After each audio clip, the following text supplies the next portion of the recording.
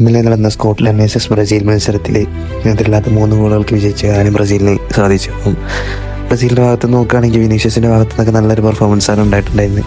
അപ്പോൾ വിനീഷ്യസിൻ്റെ ഭാഗത്ത് നോക്കുകയാണെങ്കിൽ 2 കളിയിലും back to back man of the മാച്ചൊക്കെ സ്വന്തമാക്കാൻ വിനീഷ്യസിന് കഴിഞ്ഞിട്ടുണ്ട്. അപ്പോൾ ബ്രസീൽ ടീമിലേക്ക് വരുമ്പോൾ പൊതുവെ തിളങ്ങാത്ത ഒരു പ്ലെയറാണ് വിനീഷ്യസ്. ഈ വേൾഡ് കപ്പിലേക്ക് വരുമ്പോൾ വിനീഷ്യസിന് ഫോം കണ്ടെത്താൻ കഴിഞ്ഞിട്ടുണ്ട് എന്നുള്ളത് ബ്രസീലിനെ സംബന്ധിച്ചിടത്തോളം വലിയൊരു കാര്യമാണ്. പിന്നെ നോക്കുകയാണെങ്കിൽ ക്യൂമിയറസ് എന്നൊക്കെ നല്ല കളിയാണ് മിഡ്ഫീൽഡ് കളിച്ചിട്ടുണ്ടായിരുന്നത്. 2 അസിസ്റ്റ് കണ്ടെത്താനും ക്യൂമിയറസിന് കഴിഞ്ഞിട്ടുണ്ടായിരുന്നു.